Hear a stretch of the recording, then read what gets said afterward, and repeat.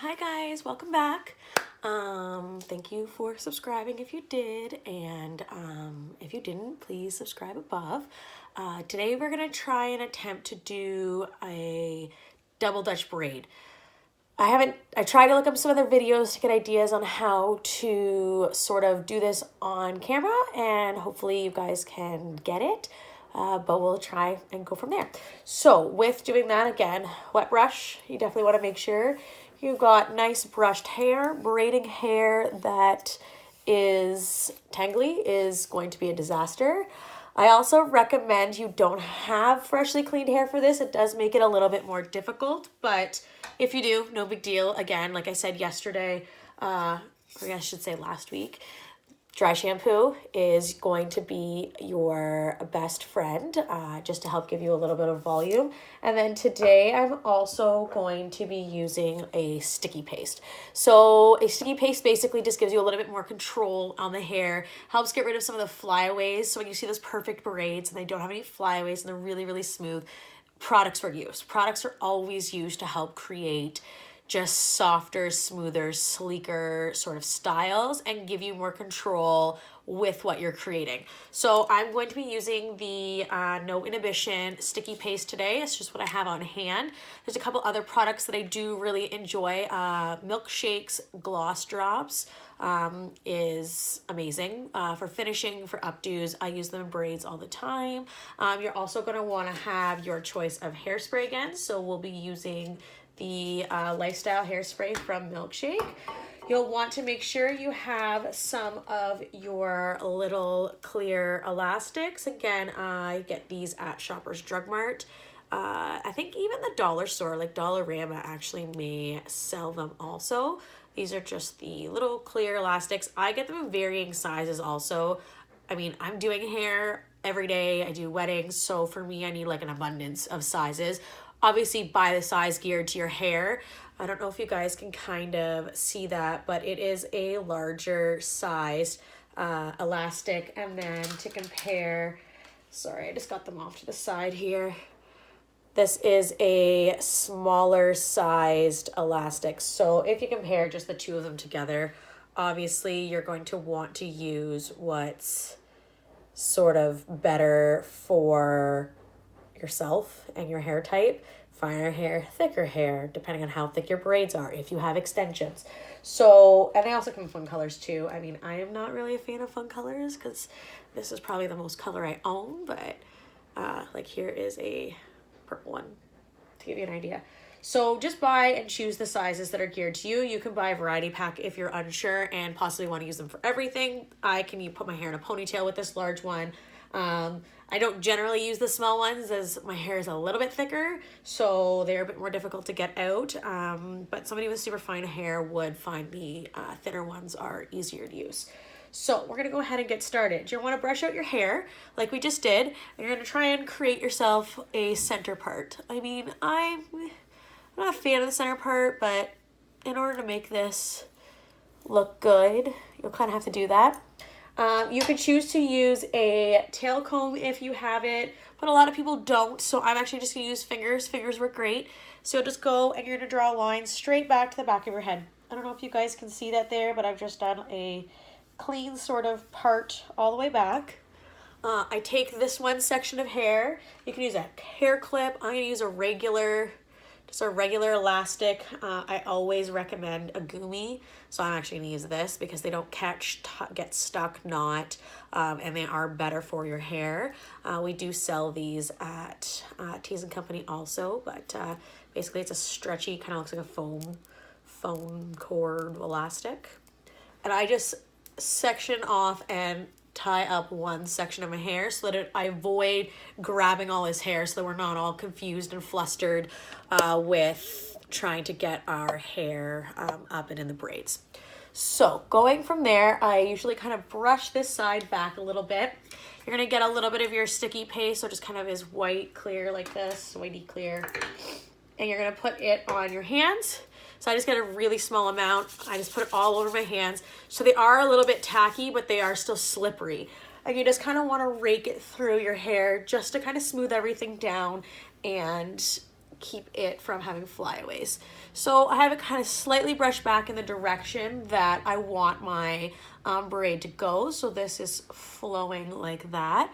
I take my finger and I take probably, I would say that's about an inch section, an inch parting. So you can see it's a very straight line. It has my front bang pieces, and don't worry about little things falling out. I mean, I had a baby, so this is life. This is part of life now. Everybody has it who has had kids. Some people who haven't had kids still have it.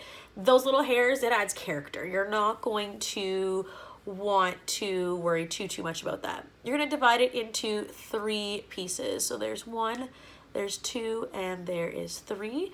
So I just use my 2 fingers like this, stick them in there, make equal pieces.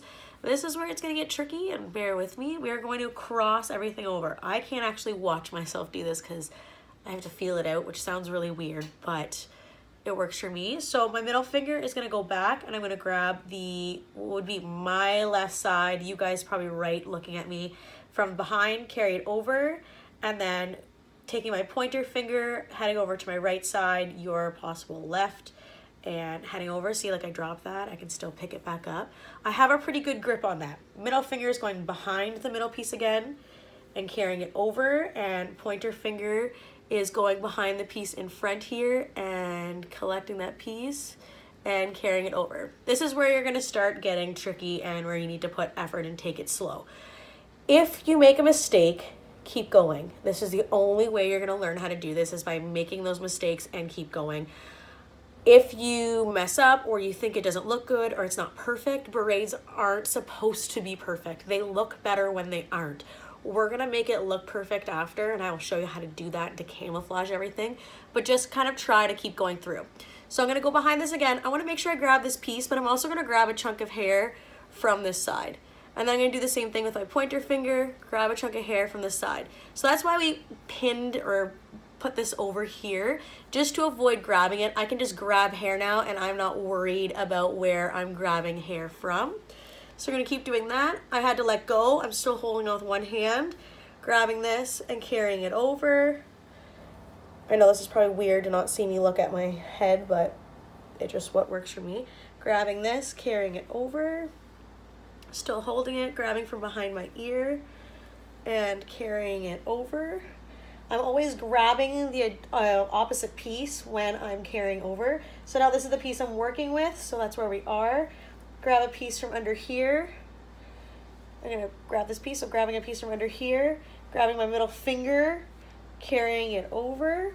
I have now that chunk from underneath and this piece from over here. Pointer finger's coming and grabbing it, carrying it over, and just keep going the rest of the way down.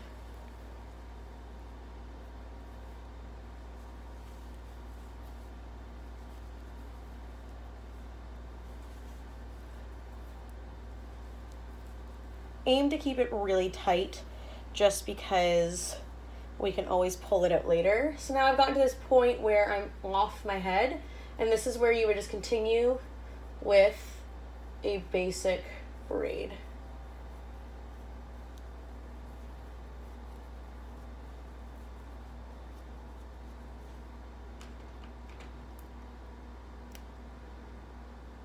Getting a medium-sized elastic for me, and just putting that in. Okay, going to leave it. Side one done. As you can see, I have pieces like this sticking out. I've got shorter layers. We're not gonna worry about it. We're gonna leave it. That's part of this learning process. I've also never tried to record this while I do it, so different for all of us. Okay, so what was on my hands now is sort of gone and off this side, so I'm going to now grab again, my sticky paste, put a little bit on my hands again, rub in through everything, and do the same thing. Dragging it, raking it through my hair on this side, and just sort of directing it back in the same general direction that I have this. So we're gonna take an inch parting again. This is my finer side, so it is a little bit more than an inch. I just don't have anything kind of in here. Just again, from pregnancy, I sort of lost that hair. It's just more the clean sections, and it's just what I have to work with. So this kind of gives everybody an idea, like this is what I'm working with, so this could be what you're working with, again with the 2 fingers. And then I'm going to cross it over. So now bring that and then cross it over, and then start going again on this side. I have like a secondary mirror that is behind my camera that I'm trying to use in order to do this but still be able to record. So I may look funny from different angles, but that is what it is. So I had somebody say to me also that they found they would try and do this, but their braids were really close to their ears. So you definitely want to counteract that with direction. So putting the hair in the direction you wanted it to go is what's going to prevent you from getting it too close to your ears and compensating for over directing it in that area. So again, I pushed the hair back to where I wanted it to go, and I worked with the hair in that direction because it was already sitting in that direction. This side turned out way better.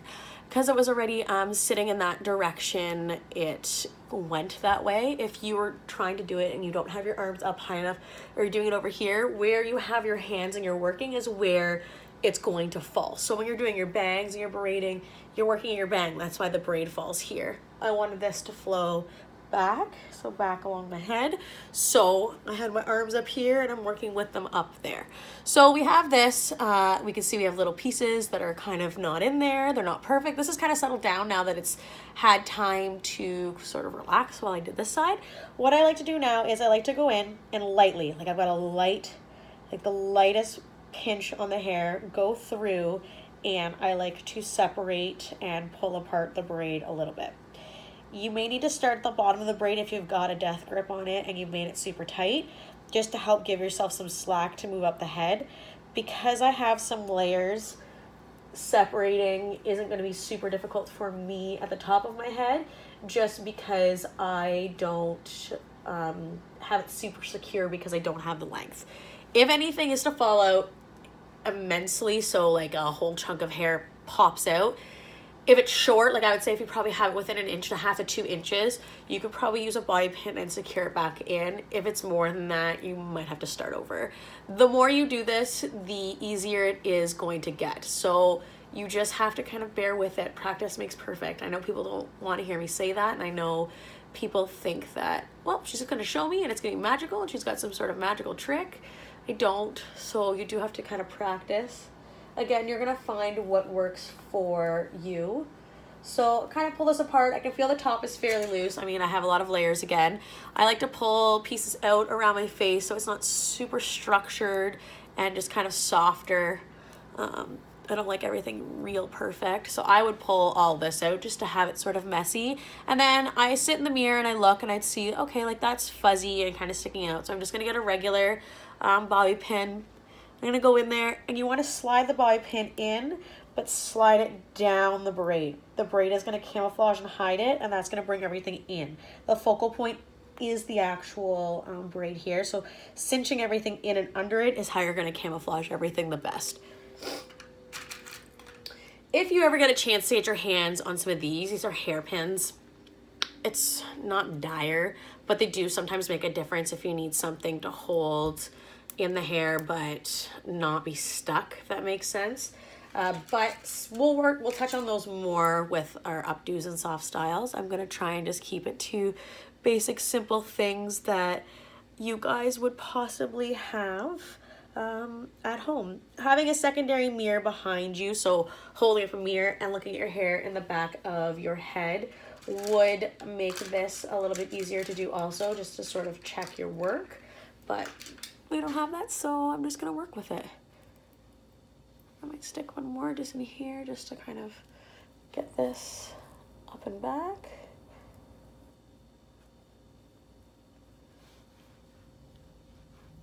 Perfect. Okay. so this is just a simple style. I would wear this out in the summertime when I'm running errands, going to the gym. It's just something easy, carefree. I'll try and give you guys more of a view. I mean, this is something quick. I did it on myself. It's not meant to be overly perfect. The more you do it, the better it's going to be. But I'm just trying to show you guys some real life stuff, real life things. Me doing my own hair. I mean, you guys see me doing your hair and you're like, well, I can't be you and I can't do you. But I can't even really do me on myself. So making something perfect on myself could sometimes be difficult, but I would totally rock this. And I think this is perfectly fine and super cute. And I'm gonna leave it for the rest of the day. Okay, so if you guys can like and possibly share this video, I greatly appreciate it. Also, don't forget to hit the subscribe button. And then if you wanna drop some comments below on some other tutorials or types of things you would like to see me do, I would love to. I'm hoping to have a makeup and a Valentine's Day tutorial coming up also. Just a quick Valentine's Day date look, taking from day to a night look. So using the same day look, just being able to touch it up because a lot of us are gonna work. I believe it's a Thursday this year. So people would be at work, going on a date that night, don't have time to get super ready. And then I'm just gonna do a quick, simple curl with maybe a front braid or like a half up, half down sort of look just to go out. And then we'll definitely try and get that up and ready to you guys for Valentine's Day. And yeah, drop me any comments below on other things you would like to see me doing or tutorialing, or if you have other things you want to see from other people too. I can definitely try and make that happen. I appreciate you guys. I appreciate your love and support, and I look forward to seeing you guys soon. Okay, bye.